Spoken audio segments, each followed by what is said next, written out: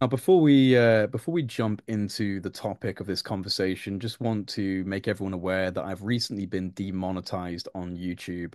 I will be able to reapply for monetization on the 26th of November, but until then, YouTube has turned the tap off in terms of being able to make advert revenue, which was quite a significant portion of my income on a monthly basis. I've had a really amazing outpour of support from people via PayPal, Buy Me a Coffee, Patreon, contributing to try and help me get through this short little process of demonetization on YouTube. And I just want to say thank you so much to all of you that have already donated and given what you can. It's really much appreciated. Anyone else who's able to do that to help support my work whilst I kind of navigate through this brief period of demonetization on YouTube, that would be much appreciated. They didn't give me a solid reason why I was demonetized. It was apparently a copyright infringement, but they didn't specify the video. I tried to reappeal and they denied my reappeal. So yeah, that's my situation right now. The brain is an anchor for consciousness. And so, what does that mean? It means that consciousness can inhabit our brain, and our brain helps regulate and structure that consciousness. But a brain is required to anchor the consciousness. Now, I'm a firm believer that it does not matter what that brain is made of. I think consciousness can be anchored in various different mediums, whether that's a crystalline structure, whether that's silicon structure, anything sufficiently complex that mirrors the same type of architecture could be an anchor for consciousness. So why is that? It goes in line with what you're saying. It's a type of receiver. It's a structure that allows the reception of consciousness. Where does consciousness come from? I have no idea. I don't even try to speculate where it comes from because in part it lives in us through the anchor, but I'm a firm believer. I don't know if there's a soul, but what I do feel very surely about is that consciousness, once it leaves the anchor, doesn't just go nowhere. It either goes back to a source or I'm not sure, but consciousness is not solely secured in this reality. And there's enough scientific experimentation that showcases this to be true. Consciousness plays an effect on reality. So therefore, it is not intrinsically anchored to reality only. It has one foot in reality and one foot somewhere else. We have no idea where that other place is, but that's where it lives, in two places at once, probably more than two places. I agree, and I'm fascinated by it. I also think that I truly do think that this is something that was cultivated at a more advanced level by our ancestors. They just didn't have the same template of explaining it or expressing it as we have now, so we don't really recognize it until we discover some of these things and then look back on our history books and go, oh, well, that's actually what they were referring to. It's a bit like NASA recently discovering that there's another kind of energetic field around our planet, another subtle energy field that they didn't know existed. And it's like, well, you look back at the Sufis and the mystics, they've been telling you about these energy fields since the dawn of human civilization, but because we lacked the empirical evidence of it, people dismissed these things. And I think that really speaks to something important, that despite the lack of an ability to definitively prove it, later down in time, it is proven that intuition beats scientific empiricism to the door. Like intuition beats reductionism. It might not be able to produce the kind of like solid result of it, but it had the information before the scientists. I think intuition is a very powerful force in evolution, in that it allows individuals of a certain species to either subvert a crisis or act on intuition. Just because we can't define the mechanisms currently that cause intuition doesn't negate its reality. And this makes me think of an argument I had with a prominent friend and scientist who we were talking about the grand unification theory, and he's made a statement basically saying there'll never be a grand unification theory. And I looked at him and I said, doesn't matter because it's proof that there is a unification theory. We can't define it. We're living in the fact that there is a grand unification theory. It's real. We just can't define it or explain it. And I think this happens in science all the time. It's because if we can't define or explain, we immediately write it off as a non-real variable. It's a non-integer. It's nothing. But I think intuition is actually a real phenomenon, and it's probably based in some sort of quantum mechanism that connects our consciousness to other realities, or so realities overlay each other in this, in my perspective and knowledge of this topic. Realities are overlaid upon each other infinitely, but some realities are closer than others. And what intuition could very well be is a quantum mechanism within our bodies, that allow us to quickly connect with the reality. We're not in control of them, just like a butterfly is in control of being iridescent blue. It's a quantum property of its wings. It just is. And until recently, we didn't understand how that was happening, but we know now, or how a gecko can stick to any surface, because a gecko is really getting into the subatomic world to connect with, materials at subatomic scales, utilizing quantum properties. So we do leverage quantum mechanical mechanisms in our brain. And so I fully believe that intuition someday will be explained as, oh, this is a phenomenon based on whatever is in our brains, connecting with another closely intertwined reality, kind of signaling to us. We can't always make sense of it, and it's not always right because the realities differentiate slightly, sometimes a lot, but that's what I think's going on. Yeah, no, I agree. I think these are kind of like fleeting states of quantum coherence in the brain, and allowing for very strange information to kind of flow in. And it's funny because talking about like a unified field theory or a unified theory, our science, I think, will struggle because of its divisive nature. I mean, how do you find unification in division and destruction? Because even on a fundamental level, our science is about combustion and smashing protons and electrons together and blowing apart atoms. And I wonder if, the truth of it is that it's really about that unification. It's about brain hemisphere synchronization. It's about intuition and logic. And it's about coupling complementary, naturally occurring harmonics and energies with the correct configurations in technology. And that's why I think when you look at the ancient ancestors, some of the examples of what we just see as tourist attractions might actually be fantastic technologies where they were essentially leveraging natural materials, naturally energetic materials, limestone, rose quartz granite, things that are piezoelectric or amplifying for acoustics. And they were configuring these into very, specific geometric formations and patterns that came from these previous things we were talking about, these previous intuitions that were passed down. And they were putting them onto these geomagnetic grid lines. People say ley lines, but we know that geomagnetic grid lines exist on the planet, and these are essentially what the more spiritual community calls ley lines. They were, orientating them astronomically to very precise alignments, to true meridian north. This, to me, is a technology. The wires and the cables are invisible. This is like Tesla technology of the ancients, in my opinion. Yeah. They're leveraging ionosphere energies. They're leveraging grid lines of biomagnetic energies in their bodies and in the planet, the Schumann resonance, things like this. And I think we've lost complete touch with something that was extremely different in terms of an avenue of technological progression. And we've gone down the break apart, blow it up, burn it up type of route. And I think that the other route that maybe was a previous iteration of our civilization on this planet went the complete opposite way, unification. I have the same kind of extrapolation you do, but I look at it a little differently.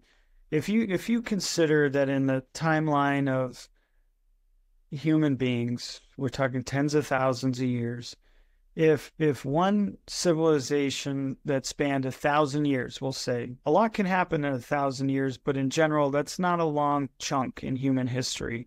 So let's say a civilization spent 1,000 years experimenting solely with these types of technology. You don't need to define anything. They don't need to know the greater mathematics or physics of how these things work. They just learn that certain types of stone conducted this type of energy or amplified this type of sound, and then through experimentation developed systems and methods and techniques and technologies to advance that. And then at some point that got lost, whether through catastrophe or what. And then eventual early civilizations tried to pick up where they left off without any reference. I think that's what happened. And so when I refer to like those early prehistory civilizations that probably almost certainly existed, and they had levels of technology, they could still be like Iron Age, but that's still a level of technology that would allow them to do that if that's what they focused on. If that's what for 1,000 years your culture did nothing but research these amazing phenomenons and were able to, discern what does what, you could accomplish some really interesting things. And this current civilization has never even done that. So we look at it like, that can't, like, what the heck's going on? Why would they do this? How could they have come up with this? It's because we took a different branch. We took an entirely different branch.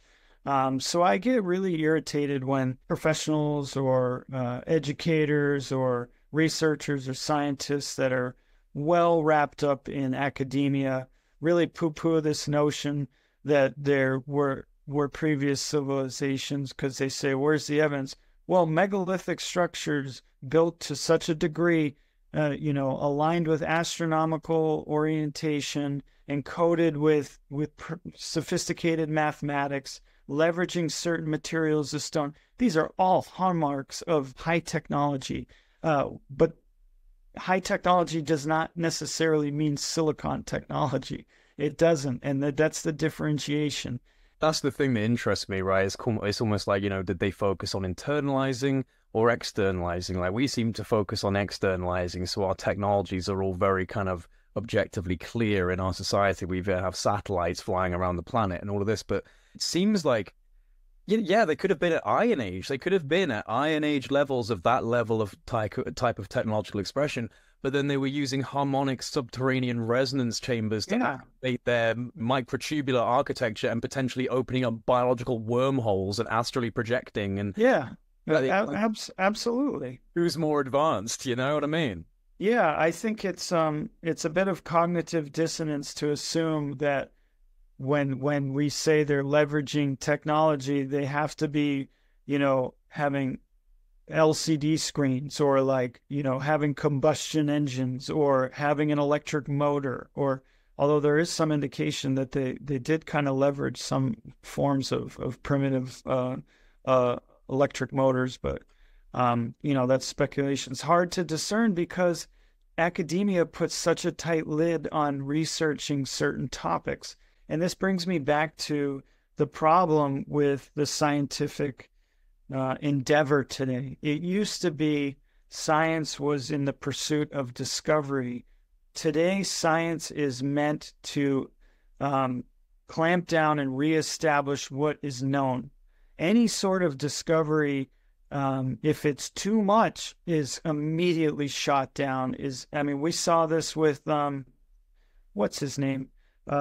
Who went on the actor, Terrence Howard. Terrence Howard. So Weinstein did a great job kind of pointing out where he was wrong. I mean, to be fair, Terrence Howard wasn't a scientist or mathematician, so of course he wouldn't know this, but the very fact that Terrence Howard was curious and investigated pissed off all of academia.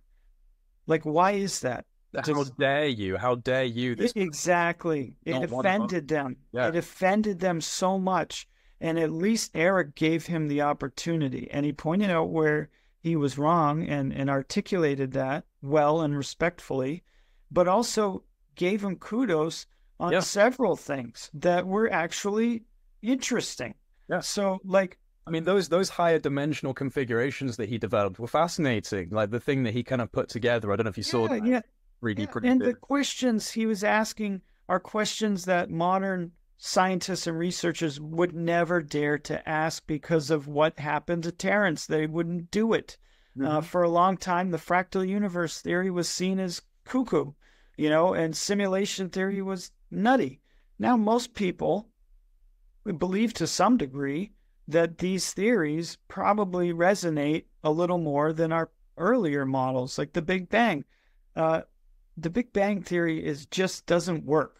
It doesn't work. There are objects in space that are older than the known universe as we've dated it. So that immediately crushes the Big Bang theory. It just never made sense. It was intended to explain something so complex easily, and it was a dumb theory, and I never liked it even as a kid.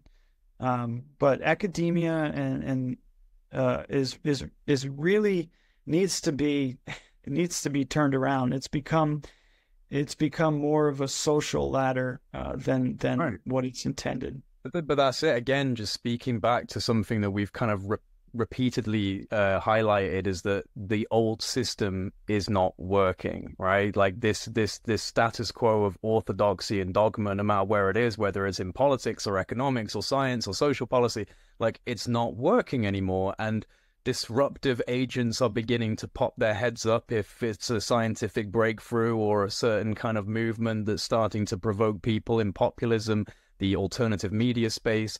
It feels like we are absolutely kind of going neck and neck against this old system. And like you said, we've got a foot in this new world with the technological development of AI and the things that are just going to come accelerating our way. And I'd like to think that these kind of old, ancient, I mean, this is what Terence McKenna would refer to as the archaic revival, this kind of bringing back of ancient methodologies and practices, but under the lens of scientific scrutiny. And I think we have a lot to learn from our past if we actually scrutinize it properly. And I also think a significant amount of our history has been whitewashed and suppressed. I really do not think we have a good idea of our long-term, long-scale history. Say nothing of modern history. That's obviously going to be full of misinformation, but our ancient past, I think there's been a serious amount of cover-up involved in that, to be honest. It's a fact. There has been many, many decades, if not centuries, of cover up. What the cover up, I don't think the cover up was really a Illuminati scale to keep people from knowing anything. It was more of the academics of the time didn't want all of these alternative theories to be presented or researched because it would destroy their career. People are inherently selfish, and when you've dedicated 40, 50, 60 years to a topic, the last thing you want is some asshole 20-year-old or 30-year-old throwing that in the dustbin because they are thinking outside of the box. So I think what this is a pattern over the last 200 years where we don't allow thinking out of the box and we squash it all the time. And this is why so many of the world's prominent museums have secret archives of artifacts.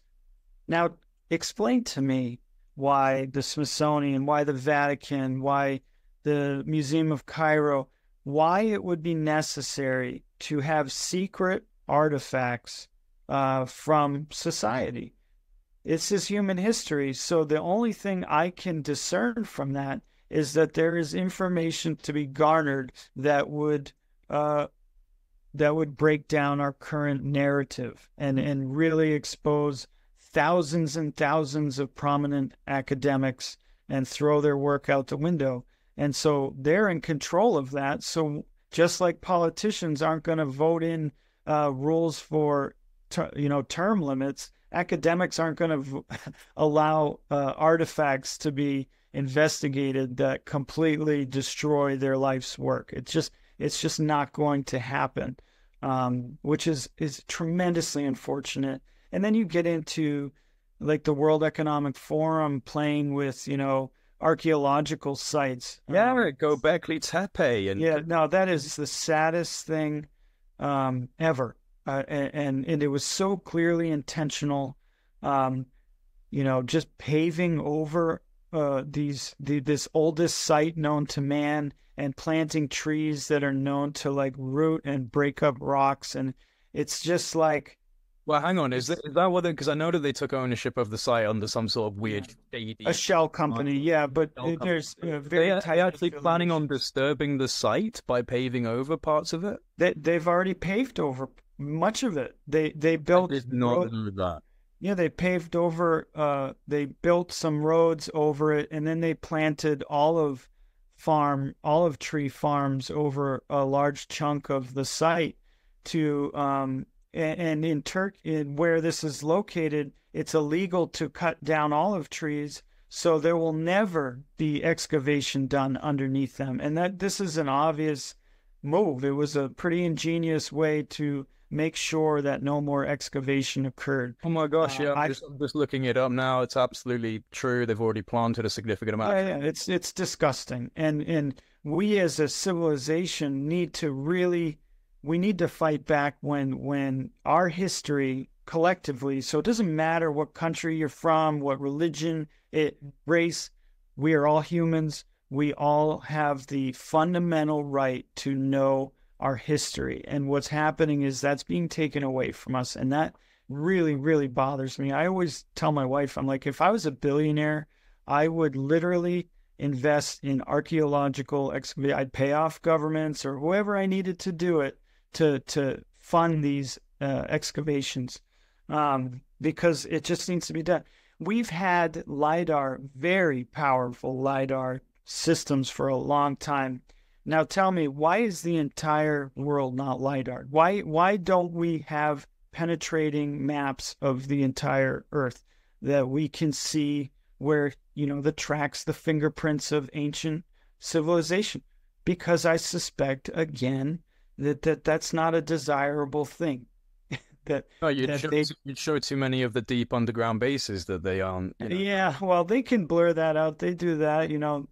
I can understand why they would do some of that, but like there are, plenty of places in the Congo or in the Amazon rainforest or in the deep deserts that could be LIDAR'd. Well, they did LiDAR in the Amazon basin and discovered incredible architecture, but that's what I'm like saying. Yeah, like even a small amount of fractional. the Yeah, Amazon basin revealed that there were foundations and geometries that suggest a massive settlement. yeah, And I completely agree. It's disturbing, and it makes me wonder about bigger implications. Why would the World Economic Forum have the intention of paving over one of, well, the oldest known sites of an advanced civilization or advanced culture? Why? I mean, if there isn't some sort of incredibly disruptive truth to be discovered that would change things in a way that they don't like, why would you make such incredible efforts to, pave over a heritage site that should be looked at? Why is the Middle East somewhere that's a veritable gold mine of archaeology and, the birthplace of so much civilization, ancient Sumer and Mesopotamia? Why are these places conflict zones forever? It makes me think that there are larger scale issues going on that would precipitate invasion of the Middle East. There's a whole rabbit hole to go down there, but one element of it, inignorable, you can't ignore it, is that you can't do archaeology in these places, and these are some of the most important places in the world to be doing yep, archaeology. yep, yeah, and it blows my mind because, for example, there are fiber optic cameras that are like 2 millimeters thick, so very, very tiny, and they're on a thin line. So you could, in theory, drill a 2 millimeter hole in the pyramids, and they would never be seen, and you're not really destroying the pyramid at all. And you could see and look for other chambers. They will never allow that to happen. And that's not because of we want to preserve the pyramid, because they're constantly doing things that alter the state. They drill holes in for handrails. I mean, so don't tell me that like that's going to ruin the pyramid. They don't want certain things to be researched. And I don't know if it, I don't think it has like an alien agenda with it or anything. It's like control. It comes back to control, narrative control. You know, If there was something in our history that suggested that we were so much greater than we are right now, I guess that is a very powerful potential accelerator of something that they don't want, which again comes back to division, division, division. Divide and conquer. That's been the program for a very long time. And, finding out that we were once a globally connected civilization, if that is the case, if Atlantis is real, if these types of things are real, that could lead us down a route that they would find dangerous. yeah, yeah. I think it just boils down to narrative control. It's just another variable for them to. I don't even know how important of a variable. They just kind of look through a list and make sure that all these boxes are checked, Well, not too many things. just look at the visceral response that came from Graham Hancock's Netflix series. I mean, that in Oh, a aren't they doing another season? they are doing I'm another so season. excited. I can't wait. I was very happy to see that Keanu Reeves is on there with Graham Hancock at one point. So Neo has Interesting. officially validated this, which I just love anything to do with Keanu Reeves. I think he's such a great guy. But yeah, Graham Hancock's doing another season on Netflix. I know some people kind of go, "Oh, it's on Netflix, so it can't be that disruptive." But I think there's a very important series of avenues that Graham's going down. And again, just going back to this insane response that came from the mainstream media when he first put out the what's it called, Ancient Apocalypse. I mean, do you remember this? I read Fingerprints of the Gods. I think it was the late 90s. It was my first tomb. That book was a tomb. It was huge. And it that blew my mind. Most of his hypotheses in that book have been he's admitted that, they were just hypotheses and they're not sound anymore. But what it did was open my eyes to, wait a sec, there could be fingerprints from an earlier civilization. And I've seen and read all of his work. So yes, that's the long answer. But did you see the response from the media when this Netflix series? Yeah, yeah, they call them a racist, which has You nothing to had do with race. you had Rolling Stones magazine saying he was promoting far right propaganda, and like Yeah, you had all these. I don't understand the correlation. I just Well, don't.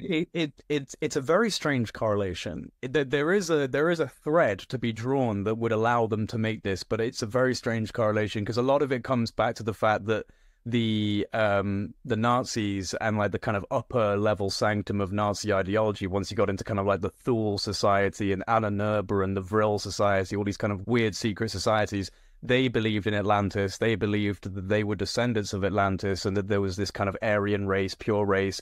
So that's the tie that they were using. Yeah, it does tie in because of the. That's interesting. Did Rolling Stones do a story on Operation Paperclip? Got nothing to say about No, any of that? no, that's the problem is that they just go, oh, it's this crazy Nazi idea. And it's like, actually, no, it's a very old idea that came from Plato and Solon and the Greeks and Yeah, and Tibetans.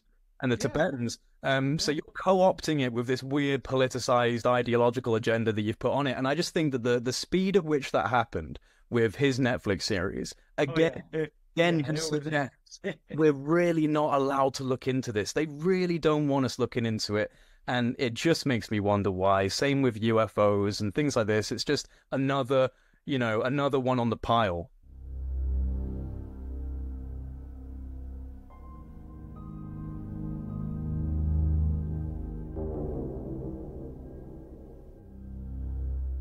Now, before we jump into the topic of this conversation, just want to make everyone aware that I've recently been demonetized on YouTube. I will be able to reapply for monetization on the 26th of November, but until then, YouTube has turned the tap off in terms of being able to make advert revenue, which was quite a significant portion of my income on a monthly basis. I've had a really amazing outpour of support from people via PayPal, Buy Me a Coffee, Patreon, contributing to try and help me get through this short little process of demonetization on YouTube. And I just want to say thank you so much to all of you that have already donated and given what you can. It's really much appreciated. Anyone else who's able to do that to help support my work whilst I kind of navigate through this brief period of demonetization on YouTube, that would be much appreciated. They didn't give me a solid reason why I was demonetized. It was apparently a copyright infringement, but they didn't specify the video. I tried to reappeal and they denied my reappeal. So yeah, that's my situation right now.